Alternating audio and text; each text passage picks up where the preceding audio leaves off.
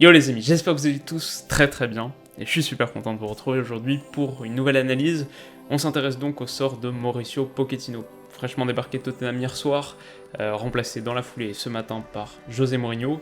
On va dire que c'est une surprise qu'on attendait un peu, mais à quoi ressemblera la suite ?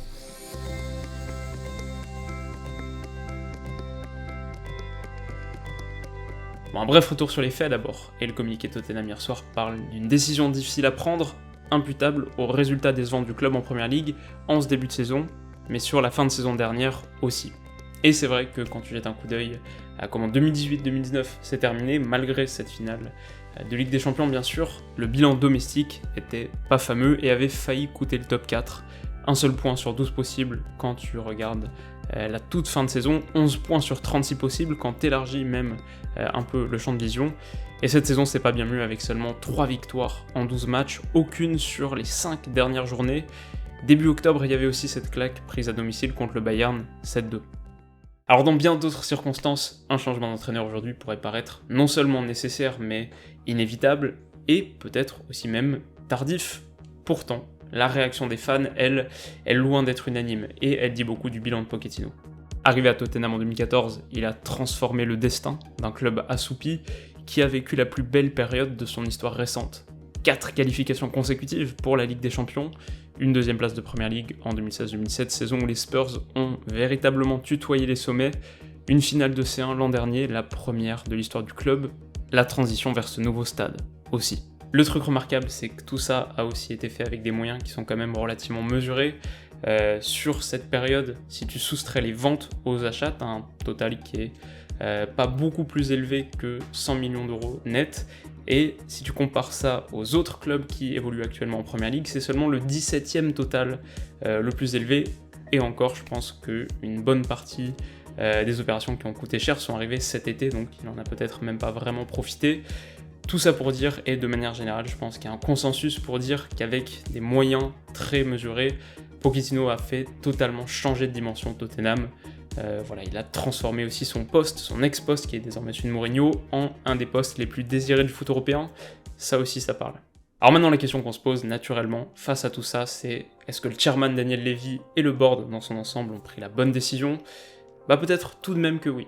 Alors, je dirais que la valeur absolue d'un entraîneur est pas d'une très grande utilité quand son message passe plus.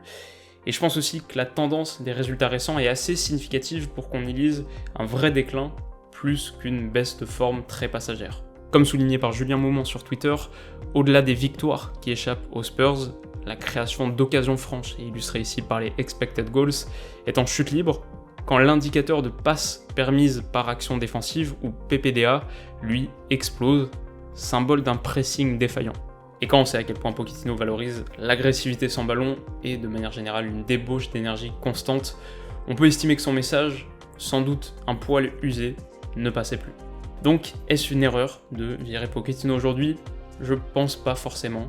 Je pense que le principe de l'électrochoc en foot est plutôt avéré. Statistiquement, changer d'entraîneur, ça fonctionne, en tout cas à court terme et la plupart du temps. Parfois, c'est simplement une question de changer de visage, repartir sur une page blanche, pour que le groupe retrouve un peu d'envie. Mais en revanche, je pense que c'est une situation qui est effectivement la conséquence d'erreurs antérieures. Je pense que tu payes par exemple le fait d'avoir si peu investi dans ton effectif pendant 2 saisons. Tottenham, on rappelle, a passé quand même 18 mois consécutifs sans faire de recrues, ce qui était un record en Europe. Et voilà, tu payes ces erreurs antérieures. Si aujourd'hui, tu prends peut-être la bonne solution à court terme, c'est dommage d'en être arrivé là. Et c'est particulièrement dommage parce que je pense pas que tu gagnes au change avec Mourinho, mais ça on en parlera un autre jour. Pour Pochettino, par contre, la suite pourrait être particulièrement intéressante. Alors, il a passé 4 ans à l'Espagnol Barcelone, 1 saison et demie à Southampton, maintenant 5 ans à Tottenham. Il a désormais la cote et le pédigré nécessaire pour aller chercher un très gros poste, parmi les plus gros postes qui existent. Et en plus de ça, je dirais pas que le marché des entraîneurs européens est particulièrement saturé. Au Bayern, le banc est quasi vide puisqu'Hansi Flick n'est là que pour l'intérim. Du côté de Manchester United, Solskjaer est considérablement menacé. Ça va un poil mieux pour Zidane au Real ces derniers temps, mais là-bas t'es jamais vraiment qu'à quelques défaites de la sortie, et on pourrait aussi se poser la question du Barça, où Valverde est très loin de convaincre. En Italie, ni Sarri à la Juve, ni Ancelotti à Naples, surtout au vu des événements récents, sont absolument inamovibles, et même si Conte réussit bien pour l'instant à l'Inter, il a à plusieurs reprises manifesté son agacement au sujet du recrutement. Alors les pistes que j'écarte d'emblée, c'est d'abord Arsenal, même si Emery fait partie de ces entraîneurs très menacés, il y en a beaucoup. Pochettino avait dit il y a un petit moment qu'il prendrait jamais ce job pour des raisons évidentes, et il avait dit la même chose du Barça, en tant que supporter déclaré en tout cas, et ex-entraîneur avéré de l'Espagnol. Voilà. Ces deux pistes me semblent improbables a priori.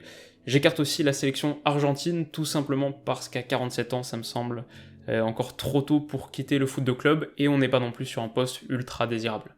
Et donc si je devais donner mon prono, je dirais que je mettrais d'abord une petite pièce sur le PSG.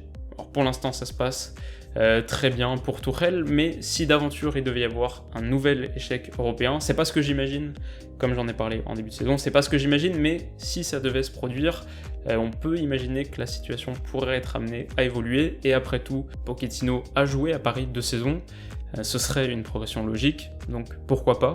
Je mettrais une plus grosse pièce encore sur le Real Madrid. Bon, pour quelqu'un qui a dit qu'il entraînerait jamais de sa vie le Barça, c'est une perspective cohérente, et il est hispanophone bien sûr.